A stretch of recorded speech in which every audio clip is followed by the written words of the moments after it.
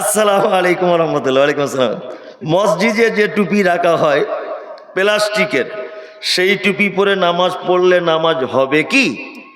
আচ্ছা, আসলে টুপি পরাটাই যে কি এটা আগে বুঝতে হবে।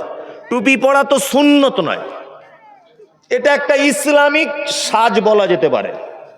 আল্লাহ সৌন্দর্যটাকে পছন্দ করে, সেই হিসাবে আমরা টুপি পরি। টুপি পরা যে সুন্নত এটা নয়। কি বলছি বুঝতে পারছেন? তবে আমি আপনাকে খালি মাথাতে নামাজ পড়তে বলিনি, আপনি টুপি পড়বেন। আর সব থেকে বড় কথা হচ্ছে এই যে মসজিদে 2025 সালে এখনো টুপি কিনে রাখা এটা চলে? 35,000 টাকার যে লোকটা পকেটে মোবাইল রাখে, সে যদি মসজিদের টুপি পরে নামাজ পড়ে, তার নিজের একটা লজ্জা শরমও তো আছে। 35,000 টাকার মোবাইল তার পকেটে, আর 5 টাকার একটা কাপড়ের টুপি তুমি কিনতে পারো না? কি বললাম বুঝলেন?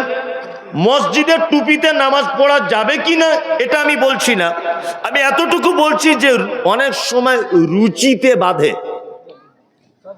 রুচিতে বাঁধে না? একজন সরিষার তেল পছন্দ করে, সরিষার তেল মাথায় দিয়ে টুপিটা পড়েছে, তেল চিটে ভাব হয়ে গেছে, আবার আপনি যদি ওটা পড়েন কেমন লাগে? মসজিদে গিয়ে টুপি পকেটে নেই, টুপি মাথায় দিতে হবে না, এমনিতে সালাত আদায় করুন, কোনো সমস্যা নেই।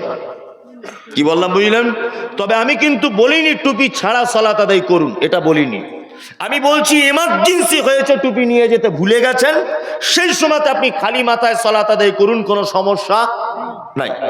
মসজিদ থেকে টুপি তুলে দেন, আজকে রাতের বেলাতে যেগুলো আছে নয় আগুনে পুড়িয়ে দেন, আর না হলে কোথাও ফেলে দেন ছুঁড়ে।